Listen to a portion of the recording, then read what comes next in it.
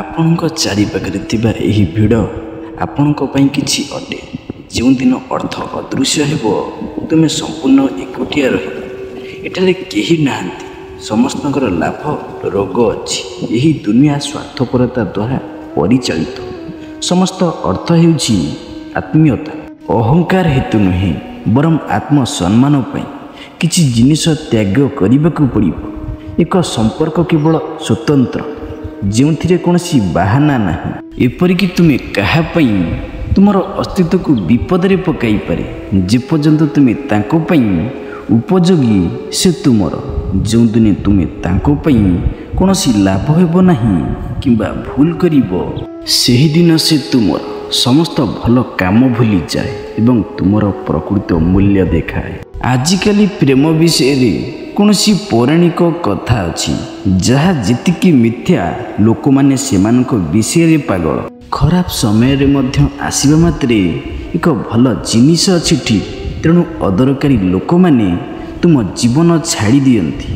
ଖରାପ ସମୟ ଦିନେ ବଦଳିଯିବ, କିନ୍ତୁ ପରିବର୍ତ୍ତିତ ଲୋକମାନେ ସର୍ବଦା ମନେ ରଖିବେ। ବର୍ତ୍ତମାନ ଜୀବନରେ କୌଣସି ଭରସା ନାହିଁ, କେବଳ ସେପରି ଛାଡ଼ିଦିଅ। ଆମର ଚିନ୍ତାଧାରା ଆମକୁ ସୃଷ୍ଟି କରିଛି, ତେଣୁ ଆପଣ ଯାହା ଭାବୁଛନ୍ତି ସେଥିପ୍ରତି ଧ୍ୟାନ ଦିଅନ୍ତୁ। ଖୁସିର କଥା ପକ୍ଷୀମାନେ ଜାଣନ୍ତି ନାହିଁ, ସେମାନଙ୍କର ଧର୍ମ କ'ଣ, ନଚେତ୍ ଆକାଶରୁ ରକ୍ତ ବର୍ଷା ହୋଇଥାନ୍ତା। ଦିନେ ଆମେ ସମସ୍ତେ କେବଳ ସ୍ମୃତି ହୋଇଯିବା। ସେଥିପାଇଁ ଏକ ଭଲ ସ୍ମୃତି ଭାବରେ ଏହି ଦୁନିଆ ଛାଡ଼ିବାକୁ ଚେଷ୍ଟା କର। ଅସାବଧାନତା ଭଲ ସାର। ଯଦି ଆପଣ ଯତ୍ନବାନ ହୁଅନ୍ତି, ତେବେ ଲୋକମାନେ ଆପଣଙ୍କୁ ଶସ୍ତା ବୋଲି ଭାବନ୍ତି। ମାଟିର ଆର୍ଦ୍ରତା ଯେପରି ଏକ ଗଛର ଚେରକୁ ଧରିଥାଏ, ସେହିଭଳି ଶବ୍ଦର ମଧୁରତା ମଣିଷର ସମ୍ପର୍କକୁ ଅକ୍ଷୁଣ୍ଣ ରଖେ। ନୀରବତା ଦ୍ୱାରା ମଧ୍ୟ ଭଲ କାର୍ଯ୍ୟ କରାଯାଇପାରିବ।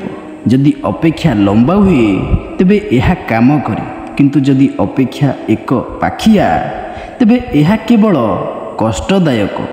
ଯେପରି ଗୋଟିଏ ବୁନ୍ଦା ଲେମ୍ବୁ ରସ 1000 ଲିଟର କ୍ଷୀର ନଷ୍ଟ କରେ, ସେହିଭଳି ମଣିଷର ଅହଙ୍କାର ମଧ୍ୟ ସର୍ବୋତ୍ତମ ସମ୍ପର୍କକୁ ନଷ୍ଟ କରିଦିଏ।